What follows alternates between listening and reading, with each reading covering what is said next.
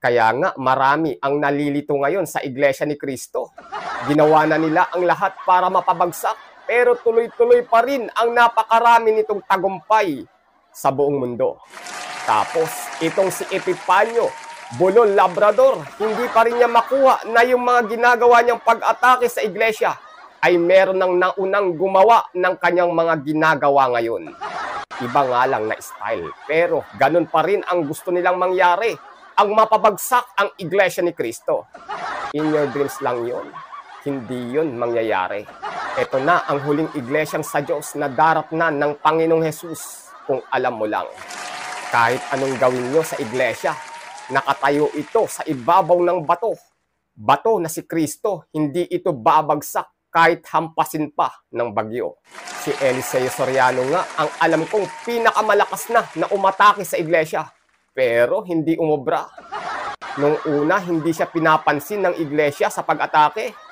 Palibhasa, alam ng INC na para bumagsak ang isang relihiyon, ay atakihin mo muna ang doktrina nito.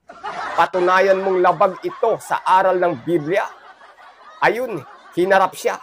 Kaya lumabas ang programa ng iglesia na ang tamang daan, pangontra sa dating daan ni Soriano, na nilalakaran ng mga blank. Pakisagot nga po sa comment section sa ibaba kung kabisado nyo ang talata. Yan na yung pinakamalakas na umatake sa Iglesia ni Cristo, si Eliseo Soriano, aka Please Ease My Burden. Magkano hinihingi ni Ingkong sa video niyang ito? Sa mga nakakaalam, comment nyo din po sa comment section. Ito talaga yung literal na sapilitan. Kung hindi ka mapanuri, talagang maliligaw ka. Ayun, kinamatayan na lang niyang hindi bumagsak ang iglesia na idol ni Epipanyo, Bulol Labrador. Paano ba naman niya na mapapabagsak ang iglesia? Back 80s pa kung hindi ako nagkakamali na inaatake niya ang iglesia. Di niya alam na iniipunan na pala siya ng Iglesia ni Cristo ng mga video niya. Pagdating ng taong 2001, yun, biglang lumabas ang tamang daan ng INC para lamang harapin ang paninira ni Soriano. Ganon ka-espesyal si Eliseo Soriano sa Iglesia ni Cristo.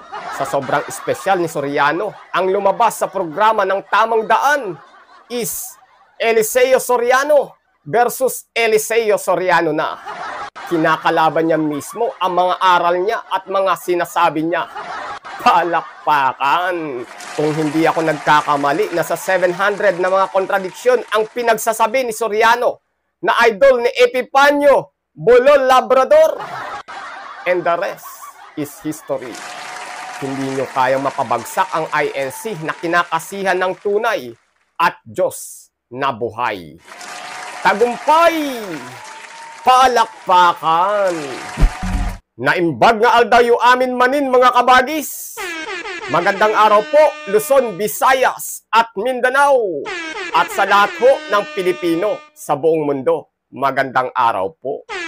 At kahit kailan, hindi kasama sa pagbati natin ang mga barairong na mga Pilipinong pro-People's Republic of China. Mga kabagis, pansin nyo ba na sa lahat ng relihiyon, ang pinakakalaban nila ay ang Iglesia ni Cristo. Grabe no, 2.6% pa lang yan. Kitang-kita na tuldok lang yan ng 115 milyong mga Pilipino. Hindi pa umabot sa 5% ng populasyon ng mga Pilipino. Pero ang tindi, ang lupit, parang bayang Israel lang. Pinagtutulungan ng mga higanteng bansa, pero hindi nila kayang mapabagsak. Dahil sa hindi nila mapabagsak ang 2.6% na minorya, ayun, kitang-kita ang mga mayorya ng mga Pilipino na nagtataka na. Dito, hayag na hayag ang patuloy na pagtulong ng Diyos sa kanyang bayan sa huling araw. At nasusumpungan na lang natin na nagkakaroon ng galit ang ilan sa mga mahihinang mga nilalang na kasama sa mayorya sa Iglesia ni Cristo. Nakakatawa, mga mahihinang nilalang na sa paninira at chismis na lang ang kayang gawin sa iglesia. Palakpakan. Diba, Epipanyo, Bulol Labrador? Tahol pamor. Sabihin mo, aw, aw, aw. Mga kabagis, ang bibigyan natin ngayon ng punto kritisismo, komentaryo at reaksyon ay ang video ni Ingo News Commentaries na kung saan makikita niyong malinaw kung saan nga ba nanggagaling ang galit ng mga kumakaaway sa Iglesia ni Cristo ngayon. Pero wala silang magawa, lalo pang nagtatagumpay at mabilis na lumalaking solido ang Iglesia ni Cristo. Pwede niyo pong bisitahin si Ingo News Commentaries sa kanyang YouTube channel para mag-subscribe din. Siyempre, hinihikayat ko rin po kayong i-like muna ang video ito at wag nyo rin pong kakalimutang pindutin ang subscribe or follow button. On nyo na rin po ang notification bell at piliin ang all. Pakishare na rin ho itong content na ito para mas marami pang viewers ang maabot ng bidyong ito.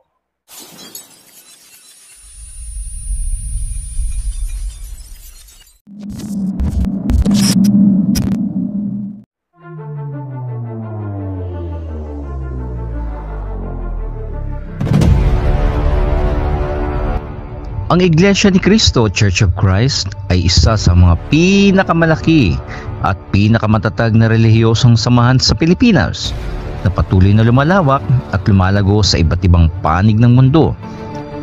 Sa kabila ng kanilang mga proyekto, dedikasyon sa pananampalataya at di matatawarang pagkakaisa, hindi may kakaila na may mga sektor ng lipunan na nagpapahayag ng galit, kritisismo at maling pananaw laban sa Iglesia ni Cristo. Ang tanong, bakit nga ba may mga taong galit sa Iglesia ni Cristo? Sa likod ng pag-usbong ng kanilang pananampalataya at lumalawak na impluwensya, may mga kritisismo at paninira na nagmumula sa iba't ibang grupo at individual. Ang ulat na ito ay magsusuri sa mga dahilan ng galit na ito, pinag-uugatan ng mga negatibong pananaw at kung papaano nananatiling matatag ang Iglesia ni Cristo sa kabila ng mga pagsubok at paninira. Hindi na nakapagtataka na marami talagang galit at naninira sa Iglesia ni Cristo. Ganyan talaga pag mag-isa kang tumatayo sa katotohanan. Halimbawa, katotohanan sa doktrina o aral. Halimbawa na lang ang Iglesia ni Cristo, ang bukod tanging nagpapakilalang Kristiyanong ang tingin sa Panginoong Hesukristo ay tao lamang at hindi Diyos. Meron pa bang ibang relihiyon na nagsasabing tao lamang si Kristo? Tapos sasabihin ng INC na anghel si kapatid na Felix Manalo. Abay, talagang magagalit ang mga yan. Tila lumalabas na mas mababa ang uri ng Panginoong Jesus sa kapatid na Felix Manalo. Diyan sobrang nanggagalaiti ang mga mahihinang nilalang. Tapos susundan pa na ang Iglesia ni Cristo lang ang tanging maliligtas na relihiyon sa panahon natin. Ayun, tuluyang umusok ang ilong ng mga majority na mga mahihinang nilalang. Kaya yung mga mahihinang nilalang na mga yan, magagalit, mag-aalimura na lang sa Iglesia na hindi nagsusuri kung bakit ganun ang aral ng Iglesia ni Cristo. Palakpakan. Tapos, magsisimula na silang gumawa ng mga sabi-sabi na may sapilitang 10% sa Iglesia. May penalty pag hindi ka nakasamba. May korupsyon sa Iglesia. At higit sa lahat, may 8 billion pesos na utang ang Iglesia sa AUB na ipinakalat ni Mang Kanor para maipatayo ang Philippine Arena. Yun talaga ang pinagsasabi ng mga mahihinang nilalang. Chismis pa more! Hindi nila batid na sa around tig 5 piso lang na voluntary contribution ng buong Iglesia. Sa isang taon lang yung 8 billion pesos na yan. Halos wala namang naghahandog, nag-aabuloy ng 5 piso sa Iglesia ni Cristo. Dahil bawat hininga mo, pagkalinga sa'yo at ng pamilya mo, pagpapala araw-araw, binigyan ka ng mabuting kapalaran at kalusugan. Iningatan ka mula sa mga tampalasang mga tao ng Diyos. Hindi ganun kababa ang uri namin para magbigay kami ng 5 piso lang as voluntary contribution sa Iglesia. Unang-una, utos ito ng Diyos na nakasulat mismo sa banal na kasulatan na magbigay na hindi mabigat sa loob. Hindi masama yung 5 pesos as voluntary contribution, pero malabo yung 5 piso na yan. kasinlabo ng mga utak nyo. Kaya nyo nagagawa at pilit nyong pinapakalat na may korupsyon at utang ang Iglesia ni Cristo. Ang point ko dito is malabong malubog ang Iglesia sa utang. Uy, Aling Marie, na-miss na kita sa channel ko. Gawa ka ulit ng content about sa Iglesia. Bakit ayaw mo na itapik? Huwag kang madala, magpakalat ka ulit ng chismis. Natutuwa kaya kami sa'yo. Yung mga nagsusuri pala sa Iglesia ni Cristo. Ayun, congrats po, maraming naliwanagan. Nalinawan kung kaya't marami sa mga Iglesia ni Cristo ngayon ay mula sa Iglesia Katolika Apostolika Romana. Tagumpay! Palakpakan! Kung papaano nananatiling matatag ang Iglesia ni Cristo sa kabila ng mga pagsubok at paninira.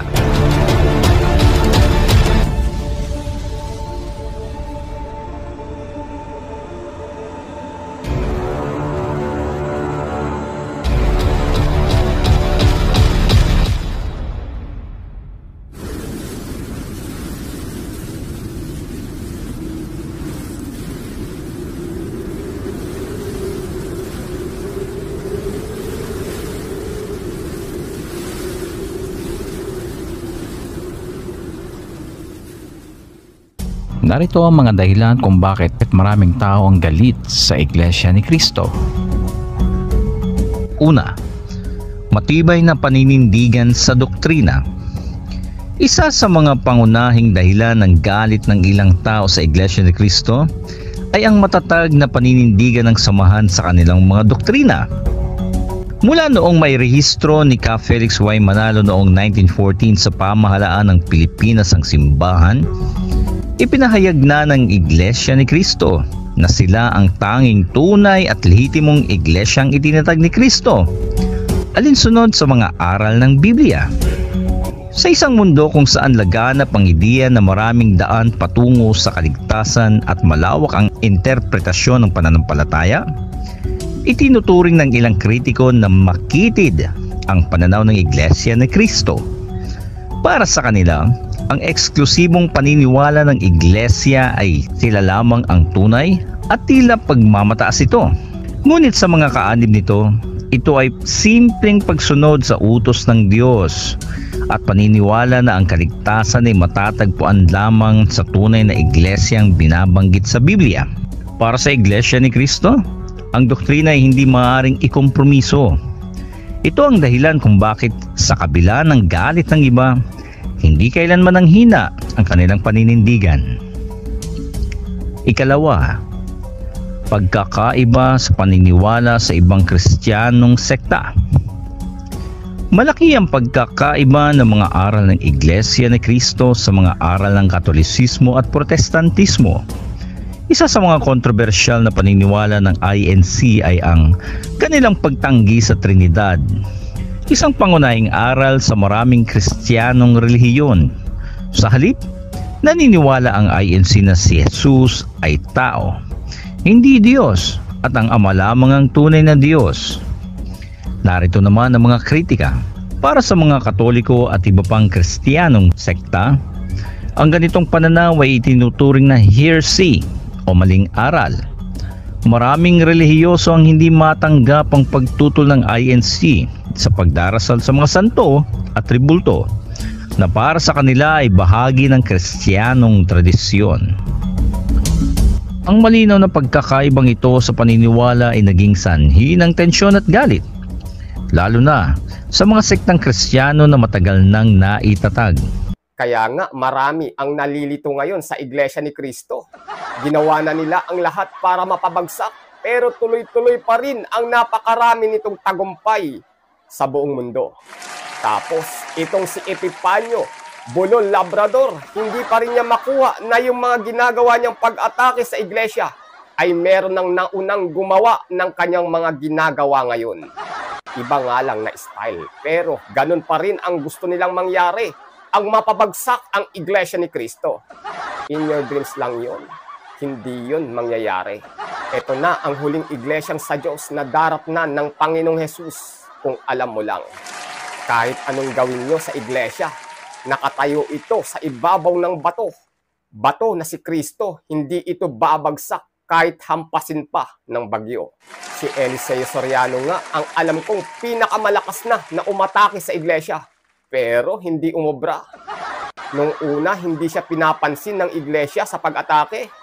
Palibhasa, alam ng INC na para bumagsak ang isang relihiyon, ay atakihin mo muna ang doktrina nito.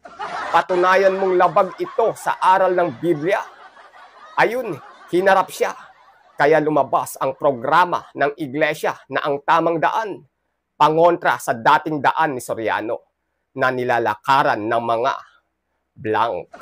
Pakisagot nga po sa comment section sa ibaba kung kabisado nyo ang talata.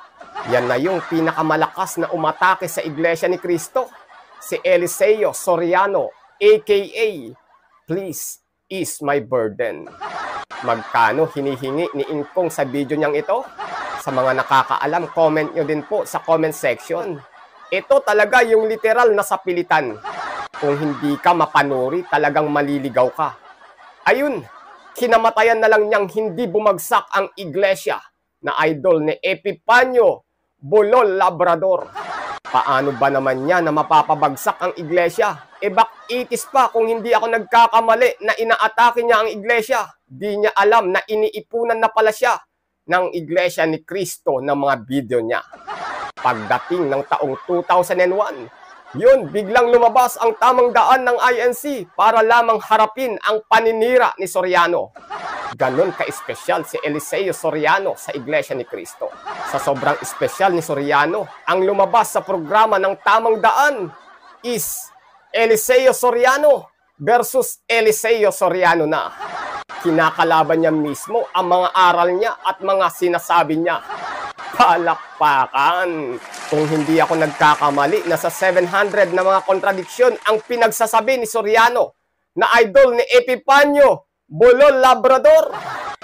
And the rest is history. Hindi nyo kayang mapabagsak ang INC na kinakasihan ng tunay at Diyos na buhay. Tagumpay! Palakpakan!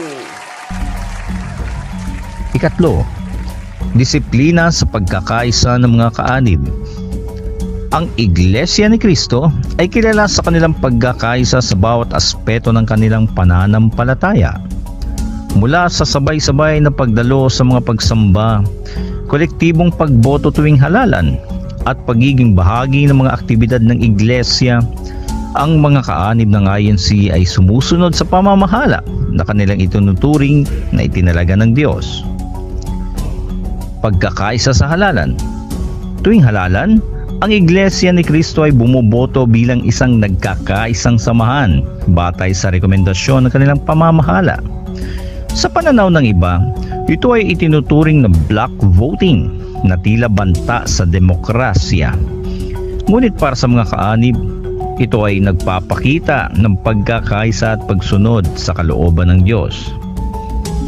Pananaw ng ibang tao. Maraming politiko ang natatalo dahil sa pagkakaisang boto ng INC.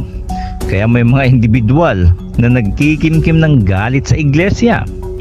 Iniisip ng iba na ang ganitong uri ng pagkakaisa ay pakikialam sa politika, kahit na ang INC ay nananatiling hiwalay sa mga politikal na partido. Ikaapat, maling impormasyon at paninira.